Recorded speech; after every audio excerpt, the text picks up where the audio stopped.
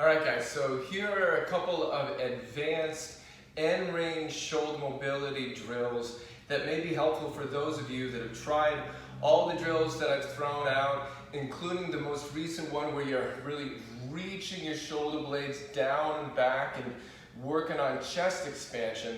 For those of you that still don't have a satisfactory amount of mobility to allow your shoulders to get into a comfortable, strong rack to hold a barbell, or to be able to get to that full end range lockout overhead that you're looking for, throwing in either one or both of these may be helpful for you. So what we're going to do to advance is, instead of simply holding your arms back in that position, we're going to alternate reaching one arm back to try and get even further into shoulder, into your rib cage torso extension behind you, and reach a free hand forward.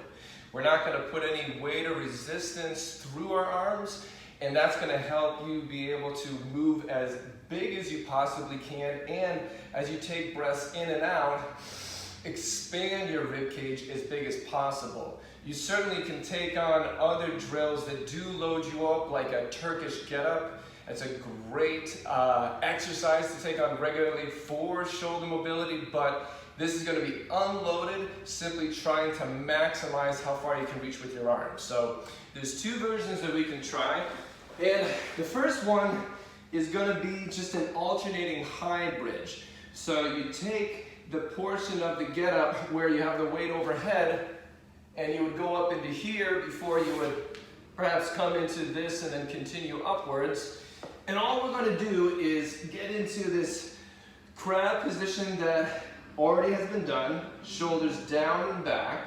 You can feel your shoulder blades engage.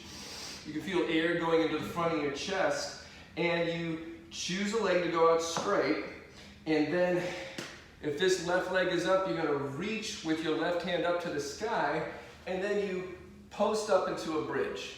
Now what you want to feel is the down shoulder blade really engaging, and you ideally also feel the opposite glute. For some of you, and especially the tighter ones, you'll only feel the same glute, this right glute kicking in. We want to feel diagonal through the body, opposite left glute firing. You hold for a breath in, and then out. Work on opening up that rib cage. And then you switch to the other side, right knee up, right hand reaching, post up.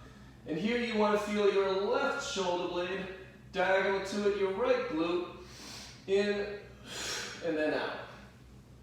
Tends to work best if you look at the upwards hands with this one.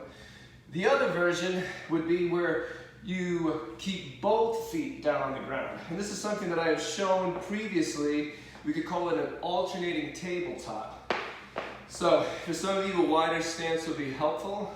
You get that same sort of position here with your shoulders. Hands might need to be a bit wider for this. And what you're going to do is you're just going to hover up and then free one hand and reach it to the sky and allow yourself to shift over to the down hand. Here, feel right shoulder blade, and again, we want to get diagonal to that opposite glute. That'll be the left here, and you breathe in, and then out. And you come back down, and then you pop up, shift.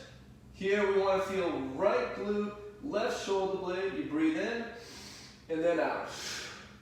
So whether you go into the tabletop where both feet stay down, or whether you go into something like the high bridge where just one knee is bent up, that is user's choice.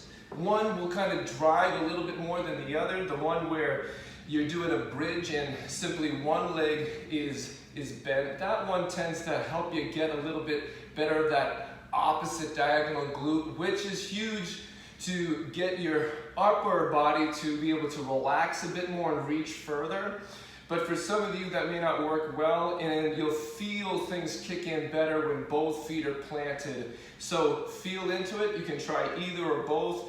Really what we're looking for is to get your rib cage to shift further, to get your shoulder blades to be able to shift further, since we're simply doing one arm at a time and we're using the other arm to alternately reach forward to help that backwards reaching one get where we want it to.